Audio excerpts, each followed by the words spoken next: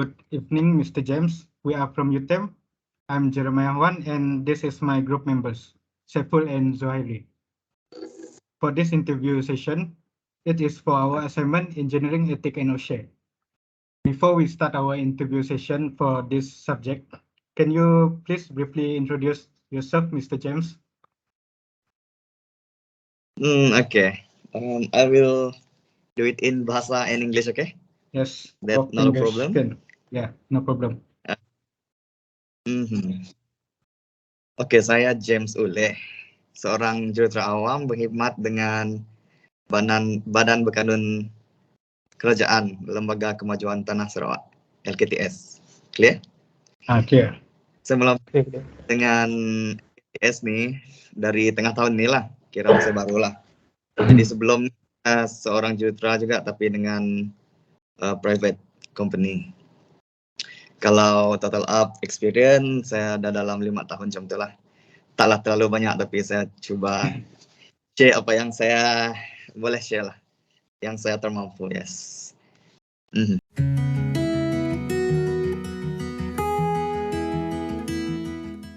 Oh, as workless. Sebenarnya saya tak go through sangat sebab saya percaya lain firm dia akan ada code etik sendiri lah. So, under scope saya sendiri as engineer, memang shall perform our own scope lah. So, maksud saya scope sendiri ini contoh. Untuk engineer lain, contoh as electrical engineer, dekat kami orang punya firm, and mechanical engineer, they should have their own scope. So, their own scope and their own competence, and then that's mean lain engineer, lain dia punya scope. So, tak boleh ambil skop orang lah. Jadi, pendek kata contoh, kalau saya ambil skop accountant, jadi dia tak ada keselarian ke situ. Jadi, itu mungkin boleh void kepada code of ethic kita tadi lah. Sama juga lah dengan engineer lain pun ada skop mereka masing-masing. Jadi, it's better to follow the code of ethic itu tadi. Jadi, kalau macam join any firm, memang perlu go through dia punya, code of ethic itu sendiri, sebab lain ke firm memang lain code of ethic deh.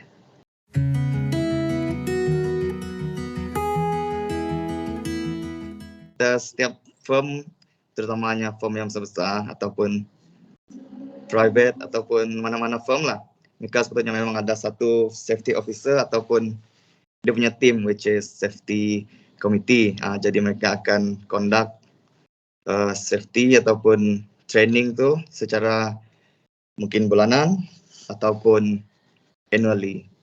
Jadi untuk kes kami, sebab kami Badan Berkanun LKTS ni, kami fokus kepada agriculture lah. Jadi main core business kami dalam bidang kelapa sawit ataupun oil palm. Jadi kami akan refer to MPOB standard. MPOB ni adalah government agency juga untuk responsible untuk develop industri oil palm kat Malaysia ni.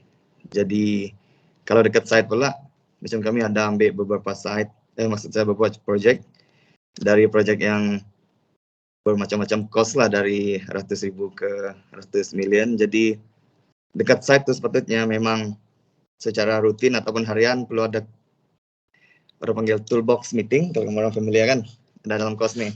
Toolbox meeting tu untuk create awareness kepada pekerja-pekerja di site tadi lah. Jadi itu sebenarnya satu rutin yang perlu dipraktikkan dalam semua kerja kita. Yes.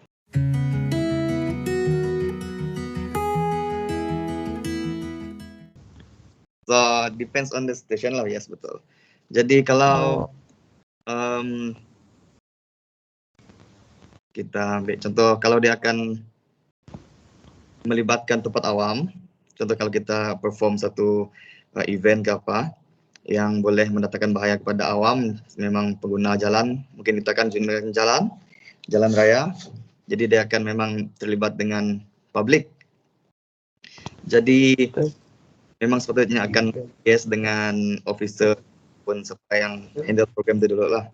Ya sepatutnya ada tata cara program dalam code of ethic juga.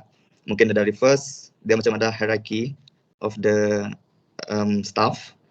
Jadi first mungkin dia punya manager ataupun general manager ataupun CEO kah, and then dia turun. Jadi sebenarnya setiap sepatutnya lah memang kalau mau ada program kan memang perlu meeting apa semua dengan member-member yang berkaitan. Jadi dalam experience saya pernah di-invite untuk settle biking activity dekat site saya dekat Semalaju. Jadi biking activity itu dia cuma tak besar sangat lah. Jadi tapi dia melibatkan kawasan site kami tadi.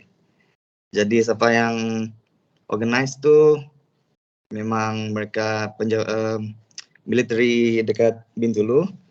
Mereka buat aktiviti berbasikal mereka. Jadi kami liaise dengan BDA itu Bintulu Development Authority ataupun konsel dekat Sarawak Bintulu. Askar itu sendiri, polis traffic untuk handle traffic dengan Jepang. Kalau itu yang untuk biking tadi. Lepas tu second, saya pernah handle Serian kayak activity itu dekat sungai dekat Serian Sarawak. Jadi ini dianjurkan oleh Majlis Daerah Serian itulah dekat daerah itu sendiri. Memang liaise dengan Lembaga Sungai Sarawak yang memang handle ataupun jaga Sungai Sarawak. Lepas tu bomba untuk keselamatan ini tadi, polis juga Jabatan Pertahanan Awam lah. Jadi sebenarnya memang refer kepada mereka-mereka lah.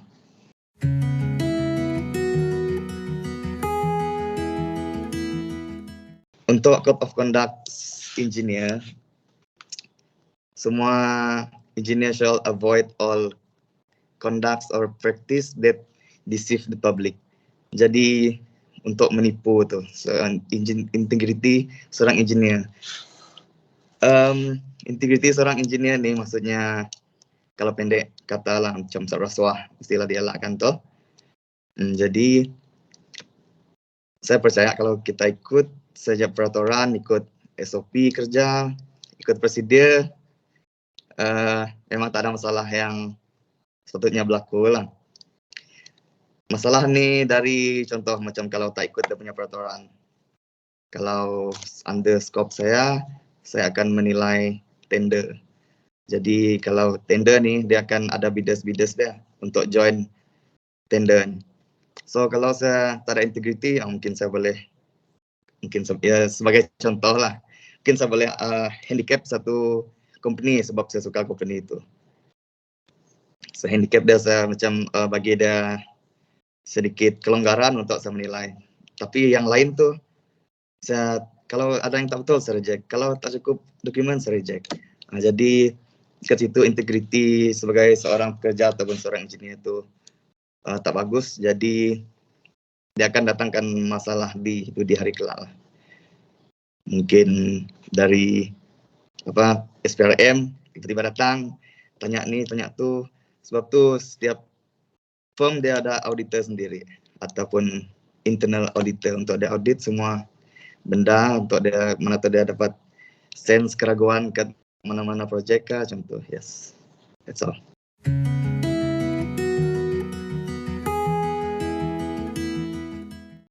Maksud Encik James kalau dia punya ni ada had lah. Kalau macam mau lebih tu susah lah. Kalau macam kecil-kecil gift pemberian okey lah. Pemberian sebagai sebagai hadiah. Kalau kalau ada permintaan lain tu kira tak boleh lah. Kalau macam tu macam dah sebagai rasuah lah. Rasuah betul. Void apa semua. Mengacau integriti sebagai seorang engineer. Betul. Macam sebagai satu ugutan sudah. Mungkin ya. Kamu mesti tolong saya. Sebab ini adalah pemberian kami ini semua ya. Betul.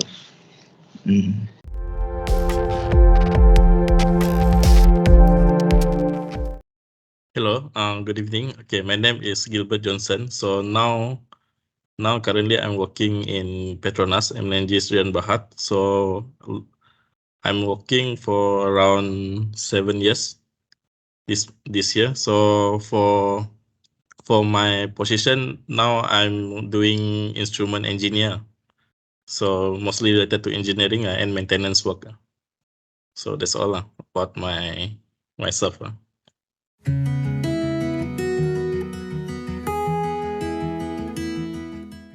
Okay, so for Petronas in our company, so we have our Petronas Code of Conduct lah. So Code of Conduct and Business Ethic. So short form is COBE, COBE.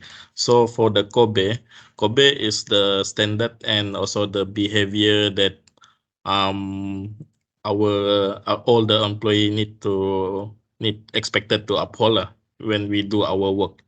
So the company will take stern and disciplinary action against the employee if we involve in this any COBE related things in unethical activity . So everyone, employees and the third party and also all the leadership need to perform the work and services strictly adhere to this code of business and code of conduct and business ethic COBE.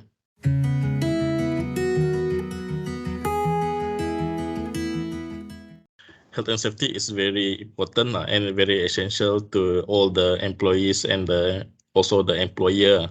So for the employer, we must understand that safe working place and healthy environment is important to develop very positive business.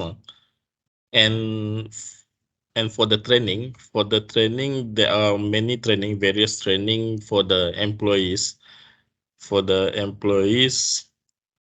example, if we have a new hire to the company, they will be enrolled to the briefing they will have 1 week briefing. So this briefing will introduce them all the health and safety in the workplace. Then over the time, there also various training will be conducted and carried out specific to the job requirement .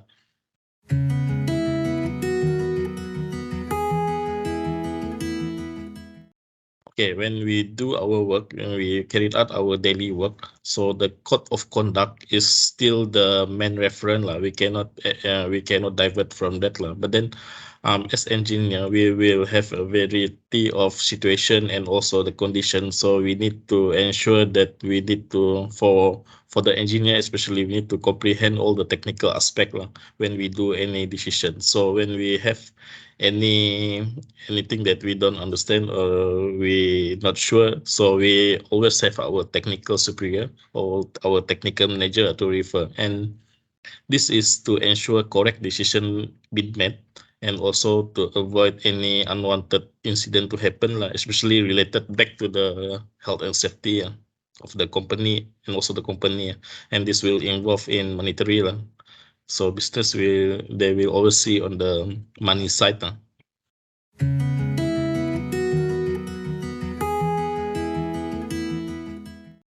Okay, when we talk about the characteristic of the ethic, and I think for the engineer is one thing is very important is the integrity .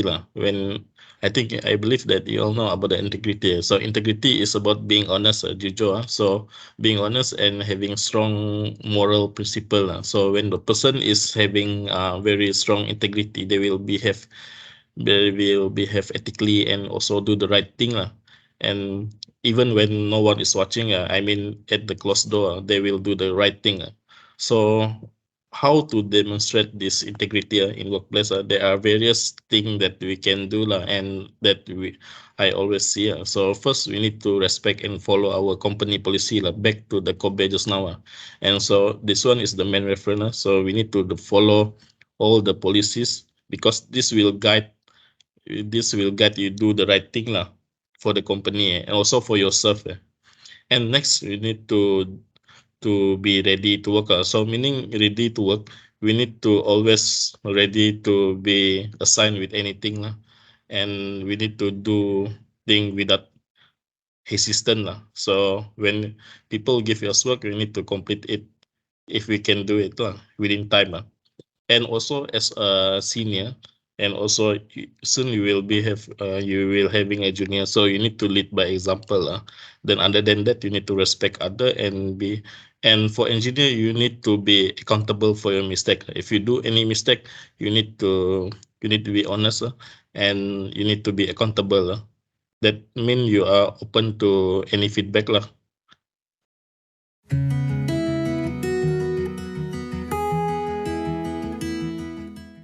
Okay, for the benefit, I believe you're talking about the bribe lah.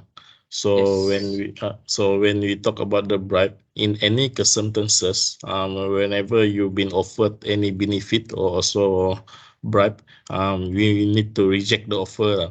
We need to reject the offer, and we need to inform our superior about the offer, and we also need to inform our head of department, so that this will help to stop the things, especially on the third party offering you and you offering them. So this thing need to stop. So you need to always report the issue to the higher management, so that they can take action, because at your level you cannot do anything. So the best thing is you can report and don't take it.